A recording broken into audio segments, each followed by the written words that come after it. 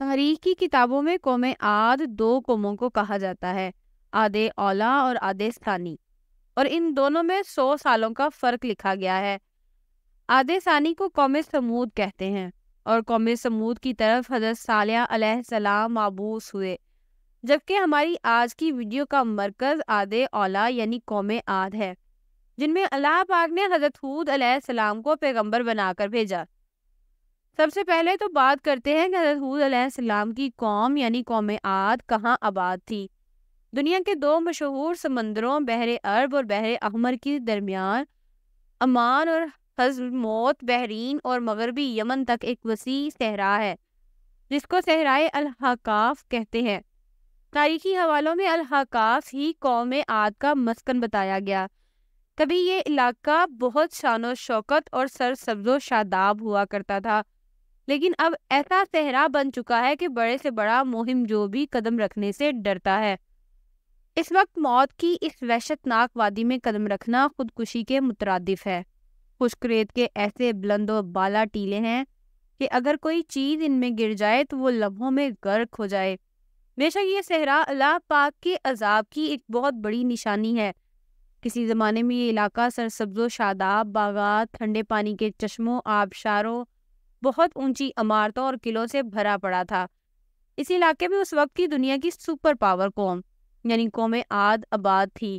وہ انتہائی طاقتور اور مالدار تھی۔ تاریخ کی کتابوں میں ان کا قد 40 ہاتھ بتایا گیا ہے، اور ان کی اوسط عمر 900 سے 1000 سال ہوتی تھی۔ اللہ نے ان جیسی قوم دوبارہ پیدا ہی نہیں کی، ایسی قوم کہ جس میں کوئی بیماری نہ تھی، لوگ بڑھاپا نہ دیکھتے تھے، نہ ہاتھ پاؤں کمزور ہوتے اور نہ ہی ان کی بینائی جاتی۔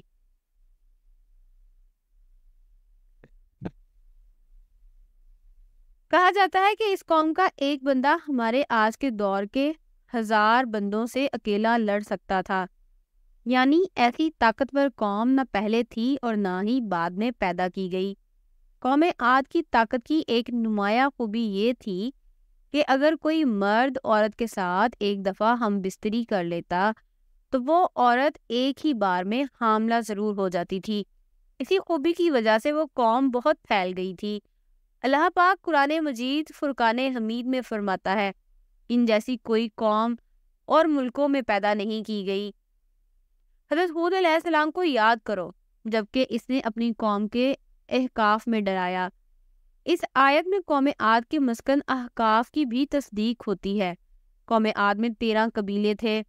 حضرت علامہ جلال الدین سیوطی لکھتے ہیں کہ قوم عاد ایک طاقتور، بہادر اور بت پرست قوم تھی۔ قوم عاد ہی وہ قوم تھی جس نے طوفان نوح کے بعد سب سے پہلے بت کی پوجا شروع کی۔ بت پرستی میں پڑنے کے بعد اس قوم نے کفر و شرک اور ظلم کی حدیں پار کر دی۔ معاشی لحاظ سے وہ قوم ایک سپر پاور تھی، لیکن پھر انہوں نے پتھر کے خدا بنا لیے اور گمراہی، جہالت اور بے حیائی، جھوٹ اور زنا جیسے گناہوں میں ڈوب گئے۔ وہ لوگ جب کسی غیر عورت سے زنا کرتے تو زنا کرتے کرتے ہی اس عورت کو مار دیتے تھے۔ انہی بدعمالیوں کی وجہ سے اللہ پاک نے انہی میں سے اپنے ایک نیک بندے حضرت ہود علیہ السلام کو پیغمبر مبعوث فرما دیا۔ ارشاد باری تعالیٰ ہے، اور ہم نے قوم عاد کی طرف ان کے بھائی ہود علیہ السلام کو بھیجا۔ انہوں نے کہا، بھائیو، اللہ ہی کی عبادت کرو، اس کے سوا تمہارا کوئی معبود نہیں۔ کیا تم ڈرتے نہیں؟ تو ان کی قوم کے سردار جو کافر تھے کہنے لگے، تم ہمیں کم عقل نظر آتے ہو اور ہم تمہیں جھوٹا خیال کرتے ہیں۔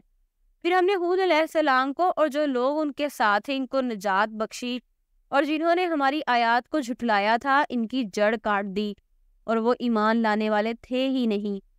حضرت ہود علیہ السلام مسلسل 50 سال تک اپنی قوم کو واعظ و نصیحت کرتے رہے، لیکن ان کی قوم جہالت میں ایسی ڈوبی تھی کہ وہ اپنی پیغمبر کی باتوں پر کان تک نہ دھرتے تھے۔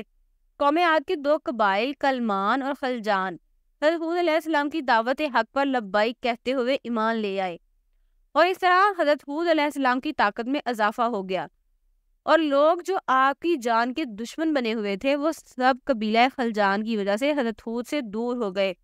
اس قبیلے کے علاوہ کوئی بھی حضرت ہود علیہ السلام پر ایمان نہ لایا، بلکہ وہ سب قوم حضرت ہود علیہ السلام کو جھوٹا کہہ کر پکارتے تھے، جسے قرآن کریم نے یوں بیان کیا ہے، نبی علیہ السلام نے دعا کی کہ اے پروردگار، انہوں نے مجھے جھوٹا کہا ہے، پر تم میری مدد فرما۔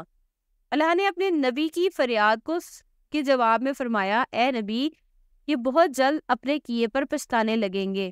اللہ تعالیٰ نے نبی کی دعا قبول فرمائی اور قوم عاد پر عذاب کی ابتدا ہو گئی۔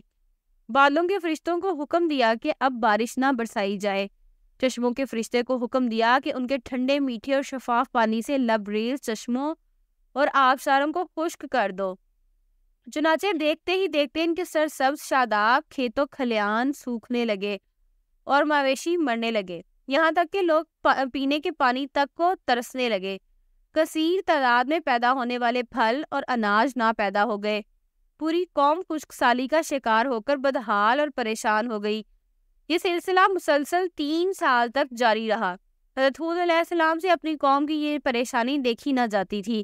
آپ علیہ السلام بہت افسردہ اور پریشان رہتے، اور پھر ایک دن انہوں نے اپنی قوم سے فرمایا، اے میری قوم کے لوگوں، تم اپنے پالنے والے سے بخشش مانگو، اس کے آگے توبہ استغفار کرو، وہ تم پر آسمان سے موسلا دار بارش برسائے گا اور تمہاری طاقت و قوت میں اضافہ فرمائے گا، اور دیکھو گناہ گار بن کر روح گردانی نہ کرو۔ حضرت ہود سے پھر ان کی قوم کہنے لگی، اے ہود، تم ہمارے پاس کوئی دلیل تو لائے نہیں، اور ہم صرف تمہارے کہنے سے نہ اپنے معبودوں کو چھوڑنے والے ہیں اور نہ تم پر ایمان لانے والے، بلکہ ہم تو یہ سمجھتے ہیں کہ ہمارے کسی معبود نے تمہیں اسیب زیادہ دیوانہ کر دیا ہے۔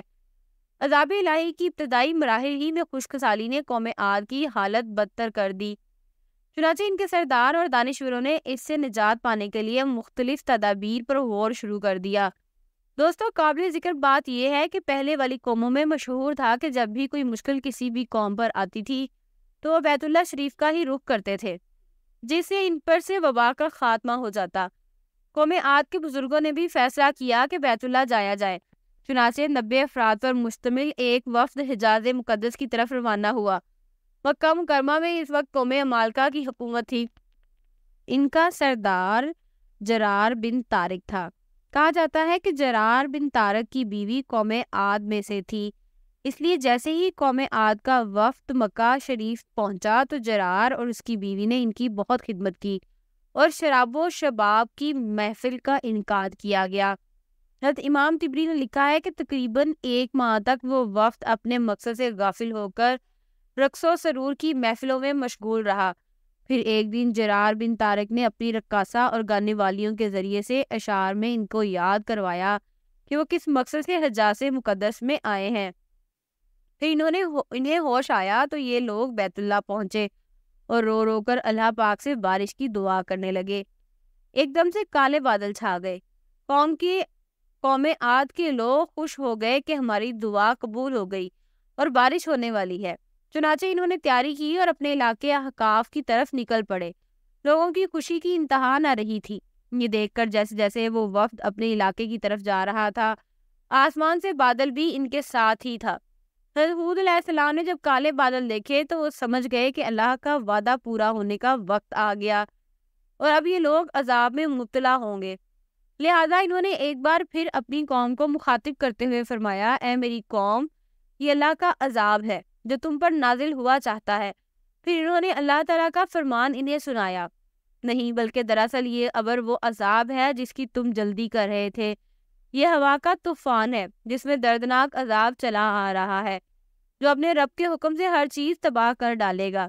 مگر ان بادلوں کو دیکھ کر بھی جب قوم عاد نے توبہ نہ کی، حضرت ہود اپنے ماننے والے ساتھیوں کو لے کر خطیرہ نامی بستی کی طرف ہجرت کر گئے، جہاں پر اللہ نے ان سب کو محفوظ رکھا۔ بس حضرت ہود کی ہجرت کی دیر تھی کہ کالے بادل اور سیاہ ہوتے گئے اور کالا طوفان آ گیا۔ قرآن کریم میں ہے کہ اللہ نے تیز آندھی کا یہ عذاب 7 راتوں اور 8 دنوں تک مسلسل جاری رکھا۔ آندھی نے کسی ایک کو بھی باقی نہ چھوڑا، یہ ہر ایک کے پاس پہنچ گئی۔